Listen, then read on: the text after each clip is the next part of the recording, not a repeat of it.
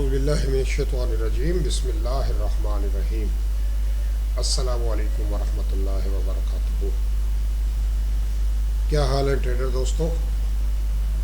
उम्मीद है आप लोगों ने नेक्स्ट वीक की तैयारी कर ली होगी और हाजिर हूँ आपका दोस्त राव मोहम्मद इकबाल एक नए टॉपिक के साथ, एक नई स्ट्रेटेजी के साथ मुल्तान फॉरेक्स एकेडमी के चैनल से। साथियों, आज जो टॉपिक मैंने चुना है वो आज का एक तरह से सॉरी स्ट्रेटजी भी हम इसे कह सकते हैं और इसे हम वे ऑफ ट्रेडिंग भी कह सकते हैं कि आप जब किसी ट्रेड में एंटर हो तो आपको पता होना चाहिए कि मैं इस ट्रेड में क्यों एंटर हो रहा हूँ, मैं इतना रिस्क क्यों रख रहा हूँ और इतना मुनाफा क्यों तवक्को रखता हूँ।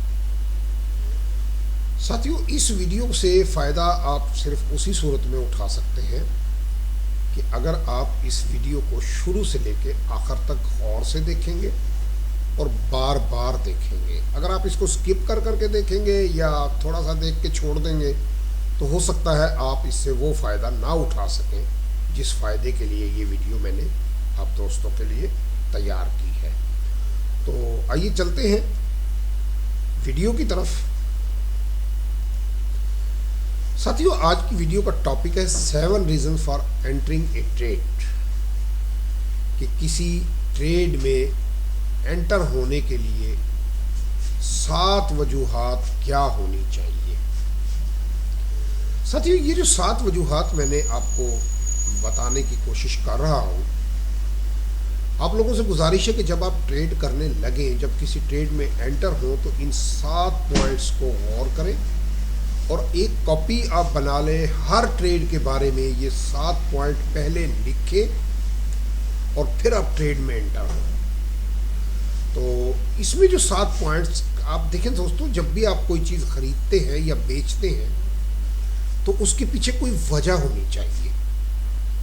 अगर आप खरीदते हैं तो एक मखसूस मुद्दत के बाद आपको जब वो चीज़ को बेचते हैं तो उसका मुनाफा होना चाहिए, और वो मुनाफा उसी सूरत में होगा कि जब आपको उस वजह का पता हो कि मुझे मुनाफा क्यों हो रहा है। तो इसमें जो ट्रेडिंग की दुनिया में जो वजूहात, जो रीज़न, जो मेथड्स गिने जाते हैं, वो मैंने जो आज तक स्टडी किए हैं वो 7 मेथड्स हैं, जिनमें number 1 support and resistance, number 2 overbought और oversold, number 3 breakout, number 4 evidence candle, number 5 structure of the market, 6 risk ratio in this trade, 7वां वाई दिस रिवार्ड। तो आइए अब हम एक एक टॉपिक को डिस्कस करेंगे ताकि आप लोगों को अच्छी तरह से समझाया जा सके। तो आइए रीज़न नंबर 1। देखिए दोस्तों, जब आप किसी चीज़ को ख़रीदते हैं या बेचते हैं तो उसकी 2 ही वजूहात होती हैं।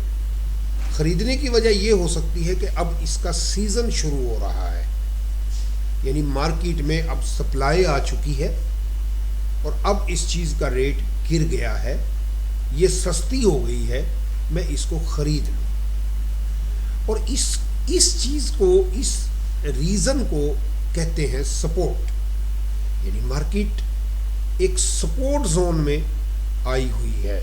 इसकी मिसाल मैं आपको इस तरह से दूंगा। ये देखिए, एक आप यूं कुछ है, फ़र्ज़ करें ये आपका रेजिस्टेंस जोन है, ये आपका सपोर्ट जोन है।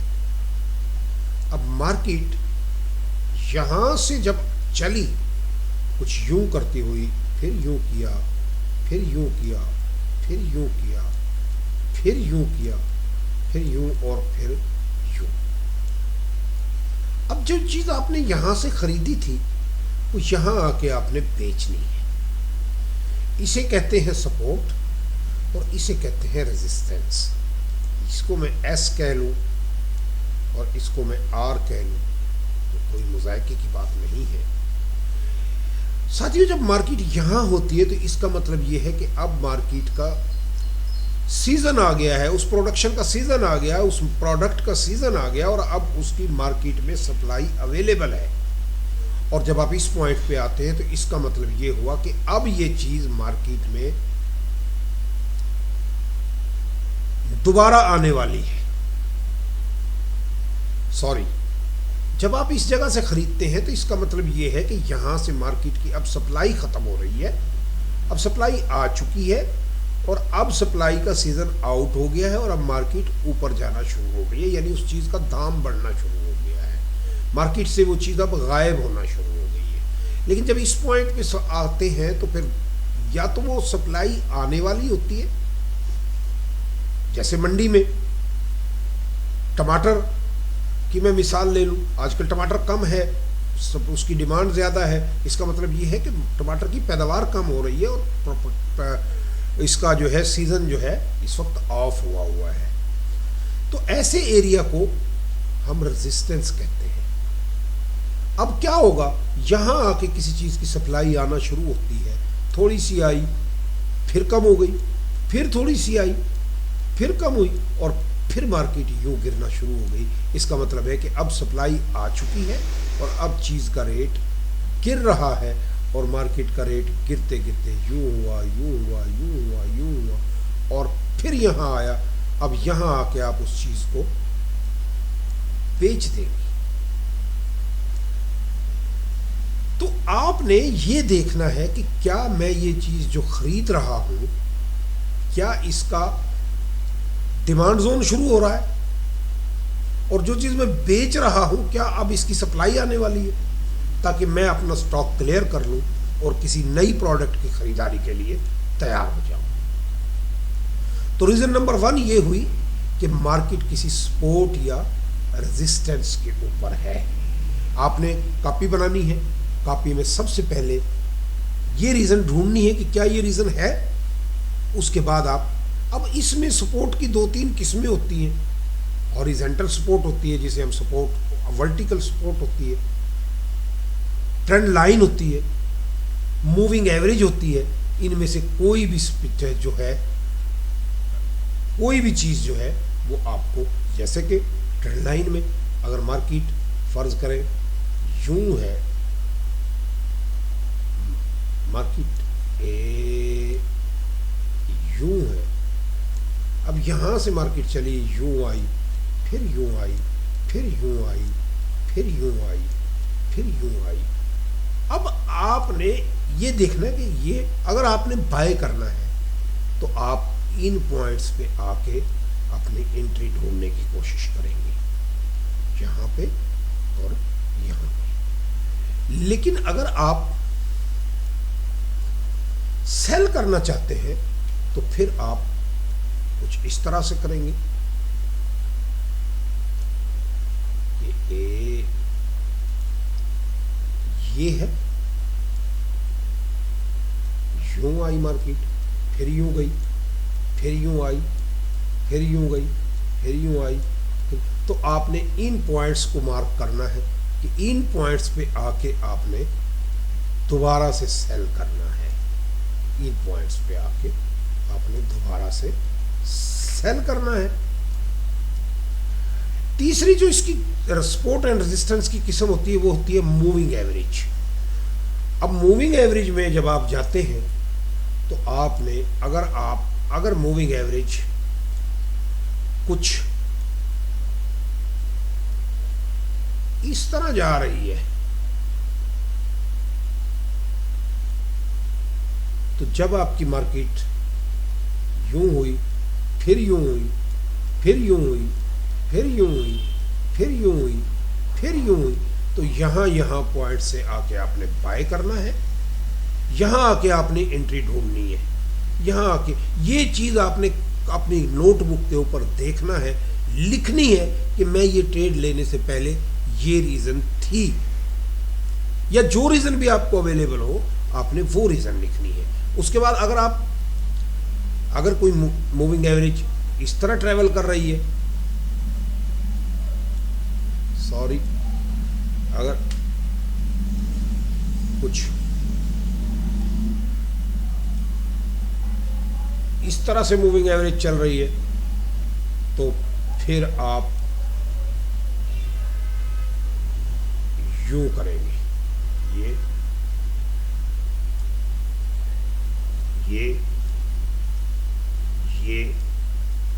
और ये, यानी इन पॉइंट्स पे आके सेल करेंगे, इन पॉइंट्स पे आके सेल करेंगे। और अगर मूविंग एवरेज यूं जा रही है तो फिर आप यूं, ये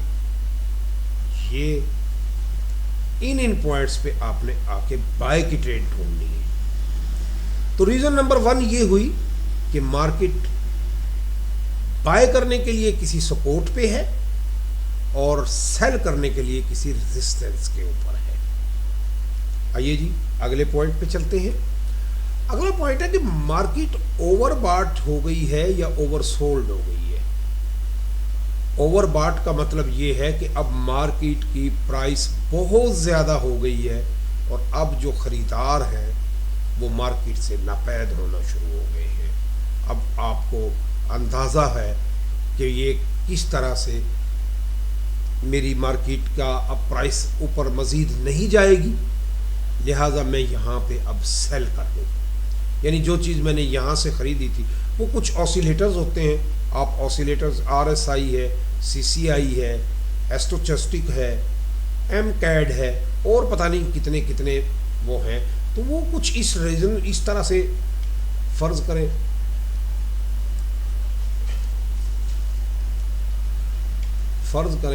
कि ये जो चीज़ है, सॉरी दोस्तों,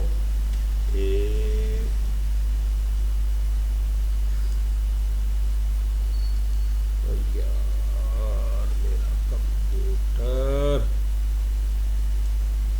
मैं बहुत माजरत खा हूँ, मेरा हाथ मेरे ख्याल बार बार उस पर सही नहीं लग रहा। तो इसमें दोस्तों आपका ऑसिलेटर, ये एक ऊपर का एरिया होता है, ये एक नीचे का एरिया होता है और ऑसिलेटर कुछ इस तरह से सफ़र करता है, कुछ इस तरह से सफ़र करता है। जब आपका ऑसिलेटर इस जगह पे आ जाए, खा वो कोई भी हो, RSI हो, CCI हो, एस्टोचॉस्टिक हो, MCAD हो सॉरी, या कोई भी आप यूज़ करते हैं, आप जब इस पॉइंट पे आ जाए तो आपने सेल की ट्रेड के लिए तैयार हो जाना है और जो जो एविडेंस मैंने बताई है उन सब को बारी बारी आपने चेक करना है कि मेरी ट्रेड क्या कर रही है, मुझे यहाँ क्यों मुझे इंटर होना चाहिए, बाय हो रहा है या सेल हो रहा है।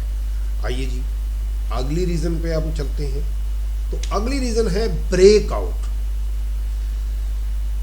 देखिए साथियों, ब्रेकआउट होता है जब मार्केट किसी सपोर्ट या रेजिस्टेंस पे आती है तो उस जगह आके मार्केट, फर्ज करें मैं ये 3 जोन लगाता हूँ, एक ये लाइन है, एक ये लाइन है और एक ये लाइन है।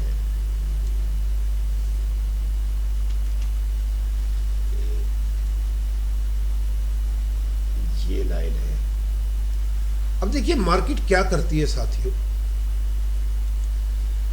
यहां से यहां तक ट्रेवल करती हुई मार्केट यूं करती हुई यहां आती है और यहां आके कुछ इस टाइप की रेंज बनाती है और फिर यहां से वापस हो जाती है, या यहां से यूं आती फिर यहां यूं करती और फिर ऊपर की तरफ चल पड़ती है। फिर यहाँ आके मार्केट कुछ यूं करती है और फिर ये नीचे की तरफ चल पड़ती है। बाज़ औक़ात क्या होता है कि मार्केट यूं आई और यहाँ आके थोड़ी ऊपर जाना शुरू हुई और फिर यहाँ से एकदम से नीचे गिर गई। तो ये जो एरियाज़ होते हैं इनको स्टडी करना बड़ा ज़रूरी है। जब मार्केट किसी रेंज में आती है तो आपने, ये रेंज है फ़र्ज़ करें, यहाँ पे यूं यूं यूं यूं मार्केट करती है और अब ये या तो इधर ब्रेक करेगी या ये इधर ब्रेक करेगी। तो ये आपने देखना है कि मेरी ब्रेकआउट किस तरह की है। ये ब्रेकआउट कई तरह का हो सकता है। ये ब्रेकआउट आपको फ्लैग की शक्ल में भी मिल सकता है। यूं मार्केट गई है, यूं होना शुरू हो गई और यहाँ से फिर गिर गई, यूं मार्केट हुई है, यूं हुई है, फिर वापस हो गई, यूं मार्केट आई है, यूं हुई है, यहाँ से एक ट्रायंगल बनाई है, अब यहाँ से फिर नीचे गिर गई। तो ये इन चीज़ों को देखना, इसको भी आप अपनी कॉपी पे लिखेंगे कि आया यहाँ पे कोई फ्लैग, वेज, कोई ट्रायंगल, कोई पेनट या इस टाइप की कोई चीज़ तो नहीं बन रही, और उसको भी आप अपनी कॉपी में नोट करेंगे कि मैं ये ट्रेड क्यों लेना चाहता हूँ। आइए दोस्तों, चौथी रीज़न को हम डिस्कस करते हैं। ये सबसे अहम चीज़ है साथियों, किसी सपोर्ट या रेजिस्टेंस के ऊपर, वो ट्रेंड लाइन हो, वो हॉरिजेंटल सपोर्ट हो, वो मूविंग एवरेज का रीटेस्ट या रिजेक्शन हो, वहाँ आके मार्केट कोई कैंडल बनाती है, जिसे हम मुख्तलिफ कैंडल्स के आगे मैं कैंडल स्टिक पैटर्न शुरू करने वाला हूँ, तो उस पे ये सारी चीज़ें बार बार डिस्कस करेंगे। कहीं पे कोई पिन बार बन रही है, कोई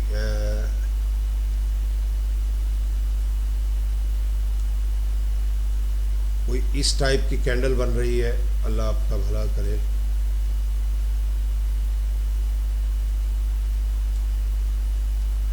कोई इस टाइप की कैंडल बन रही है, सॉरी ये मैंने कुछ सरबड़ी बना दी, कोई इस टाइप की कैंडल बन रही है, कोई इस टाइप की कैंडल बन रही है, कोई इस टाइप की कैंडल बन रही है, कोई इस टाइप की कैंडल बन रही है, या कोई इस टाइप की भी डबल कैंडल, मुख्तलिफ पैटर्न है। तो ये एक बाय में गई और फिर एक इसके बराबर ही कुछ ऐसा हो गया, यानी बिल्कुल बराबर बराबर, ये ऊपर गई और ये नीचे आई। तो इस टाइप की कैंडल्स आपने ढूंढनी है और उसकी आपने रीज़न, वो भी आपने कॉपी में लिखना है कि इस कैंडल के ऊपर, क्योंकि जब भी कोई ब्रेकआउट होता है, जब भी कोई रिवर्सल होता है, तो इन कुछ कैंडल, कुछ पैटर्न्स हैं, कुछ एविडेंस है कि इस टाइप की कोई कैंडल वहाँ पे प्रिंट होगी, तो फिर आपने ट्रेड में एंटर होना है। ये हम स्टेप बाय स्टेप आगे जाके डिस्कस करेंगे कि कैंडल स्टिक पैटर्न क्या होता है, कौन कौन सी कैंडल्स हैं जो रिवर्सल में जाती हैं, वगैरह वगैरह। आइए जी, पांचवी रीज़न पे आते हैं, structure of the market. Market के मुख्तलिफ स्ट्रक्चर बनते हैं। आपके ट्रेड लेने की रीज़न क्या है? क्या कोई हेड एंड शोल्डर बनाया है? क्या कोई डब्ल्यू पैटर्न बनाया है?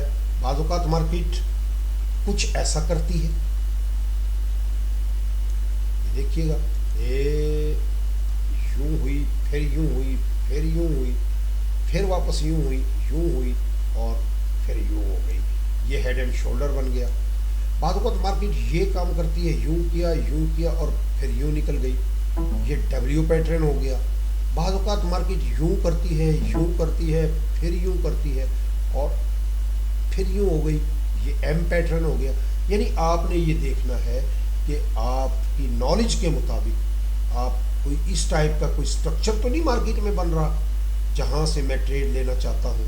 आपके पास ट्रेड लेने की रीज़न होनी चाहिए। सातवीं चीज़ जो आपने नोट करनी है वो सबसे अहम है और वो है आपका रिस्क लेवल, कि आप इस ट्रेड के ऊपर जो रिस्क ले रहे हैं, फ़र्ज़ करें आप अपनी इक्विटी का 5%, 2%, 3% या सारी इक्विटी आप दाव पे लगा रहे हैं, जो कि इंतहाई ख़तरनाक अमल है।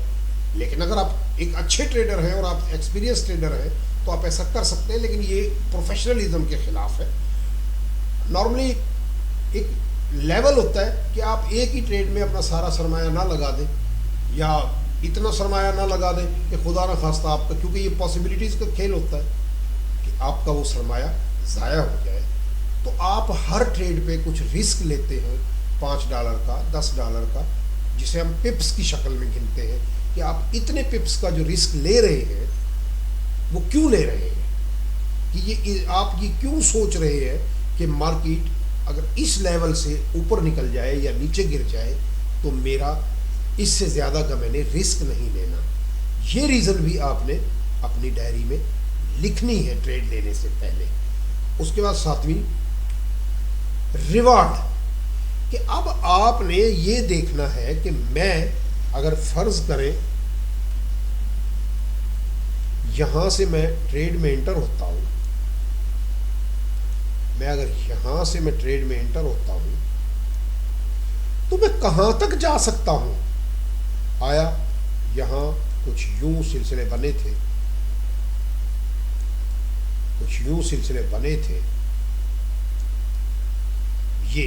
अब मैं यहां से अगर मैं वापस आता हूं तो मैं इस लेवल तक आता हूं, इस लेवल तक आता हूं, इस लेवल तक आता हूं या इस लेवल तक आता हूं। ये मैं एक अनकरीब इंशाल्लाह स्विंग ट्रेडिंग पे वीडियो बनाने वाला हूं, उसमें मैं आप लोगों को बताऊंगा कि लेवल्स किस तरह से हम डिफाइन करते हैं। लेकिन फ़िलहाल मैं आपको ये रीज़न्स में से एक रीज़न बता रहा हूँ कि आप जो इतना रिवार्ड लेना चाहते हैं, फ़र्ज़ करें यहाँ से बाय करना चाहते हैं और यहाँ तक आप जाना चाहते हैं, या अपने स्टॉप लॉस को आप फर्स्ट स्टॉप लॉस को यहाँ लेके आते हैं, सेकंड स्टॉप लॉस को यहाँ लेके आते हैं, थर्ड स्टॉप लॉस को यहाँ लेके आते हैं, तो इसकी रीज़न क्या है। जब आप साथियों इन 7 रीजंस की प्रैक्टिस करना शुरू कर देंगे, डेमो के ऊपर आप कीजिएगा, पहले बाकायदा प्लान के साथ कीजिएगा। जब इन 7 ट्रेडों की, जब इन 7 चीज़ों की आप प्रैक्टिस करना शुरू कर देंगे तो इंशाअल्लाह ताला आप एक प्रॉफिटेबल ट्रेडर बन जाएंगे। साथियों, अगर मेरी बात आप लोगों को समझ आई हो और आप समझते हैं कि इससे आपका फ़ायदा हो सकता है तो आप दूसरे दोस्तों को बताइएगा, ये शेयर कीजिएगा। इल्म को जितना फैलाया जाए अल्लाह ताला उसका रिवार्ड देता है। अगर आप लोगों को इसमें कोई कमी कोताही नज़र आती है, किसी को बात कोई समझ नहीं आती, तो कमेंट सेक्शन में ज़रूर लिखिएगा। मैं कोशिश करूँगा कि अपनी नॉलेज के मुताबिक, अपने तजर्बे के मुताबिक आपको ज़्यादा से ज़्यादा अच्छे तरीके से समझाने की कोशिश करूँ। अल्लाह ताला आप लोगों का हामी और नासिर रहे। अल्लाह हाफिज़।